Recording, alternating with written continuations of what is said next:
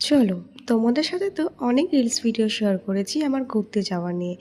আজকে থেকে তোমাদের সাথে শেয়ার করব আমাদের ঘুরতে যাওয়ার জার্নি থেকে শুরু করে সেখানে গিয়ে আমরা কি করেছিলাম। তো দিনটা ছিল 25শে জুলাই, যেদিনকে আমাদের রাতে ট্রেন ছিল। তো দেখো, এখন কিন্তু আমরা বিকাল বিকাল এটি সেটি হয়ে বেরিয়ে পড়ছি। আমাদের ট্রেন ছিল শালিমার স্টেশন থেকে। এখন কিন্তু বাবা আমাদেরকে দিয়ে আসবে নৈহাটি স্টেশনে। সেখান থেকে আমরা ট্রেন ধরে যাব ব্যান্ডেলে। দেন ব্যান্ডেল থেকে যাব হাওড়া, তারপর হাওড়া থেকে কিন্তু ক্যাব বুক করে গিয়েছিলাম হচ্ছে শালিমারে। তো তোমাদের সাথে আমি কিছু ছোটো ছোটো ভিডিও ক্লিপ আর কি শেয়ার করছি মিনি ব্লগের মাধ্যমে। তো ট্রাভেল ব্লগটা আমার অনেকটাই বড় হয়ে গেছিলো, তার জন্য কিন্তু আমি 3টে ভাগে ভাগ করে নিয়েছি।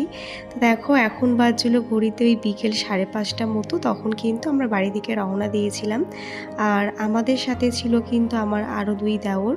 আর তার আগে কিন্তু আরও অনেকেই চলে গেছিলো স্টেশনে।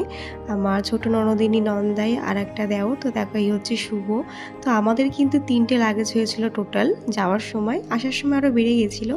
যাই হোক, এখন কিন্তু ঠাকুরের নাম নিয়ে আমরা রওনা দিয়ে দিয়েছি নৈহাটি স্টেশনে যাওয়ার জন্য। আর স্টেশনে কিন্তু আমাদেরকে বাবাই নিয়ে গিয়েছিল। তো দেখো, রাস্তায় নেমে পড়েছিলাম, মানে শুভটা নেমে পড়েছিল আমাদের রাতের ডিনারটা নেওয়ার জন্য। রাতের ডিনারে নিয়েছিল বিরিয়ানি।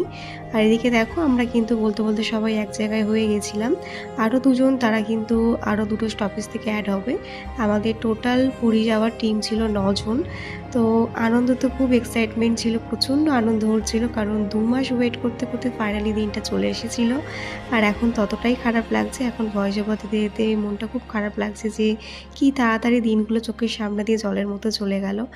যাই হোক, স্মৃতিচারণের জন্য কিন্তু ব্লগগুলো তোমার সাথে শেয়ার করব, সাথে সেই মুমেন্টগুলো আরও একবার অনুভব করতে পারবো।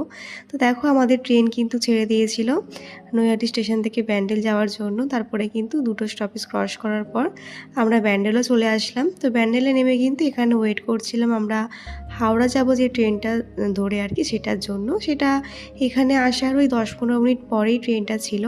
তো এখানে সবাই আমরা বাচ্চা কাচ্চা নিয়ে বসে পড়েছিলাম। এদিকে দেখো, তোমার দাদা ভাই, আমার আর মামামের জুতো একদম সেম টু সেম, যে বলেইছিলাম তোমাদেরকে পরে দেখাবো। তো এখন আমাদের নতুন একটা জার্নি শুরু হচ্ছে মামামকে নিয়ে। এটা ছিল আমাদের সেকেন্ড ঘুরতে যাওয়া। ফার্স্ট গিয়েছিলাম দীঘাতে মামাম হওয়ার পরে। আর মামাম এখন অনেকটাই বড় হয়ে গেছে, তাই আশা করি এখন সেরকম একটা প্রবলেম হবে না। তো দেখো, ট্রেনে উঠে আমার মাথাটা খুব ধরে গেছিলো, তাই আমি এখানে 1 কাপ চা খেয়ে নিয়েছিলাম। তো চা খেতে খেতে কিন্তু আমরা হাওড়ার দিকে রওনা দিয়ে দিলাম। আর হাওড়া যেতে যেতে কিন্তু বাড়ির কথা খুব মনে পড়ছিল, কারণ বাড়ির ওপর দিয়েই কিন্তু হাওড়া স্টেশনে যাচ্ছি। তো যাই হোক, আজকের এই পার্টটা আমি এখানে শেষ করছি। দেখা হচ্ছে নেক্সট পার্টে। তো ব্লগগুলোর সাথে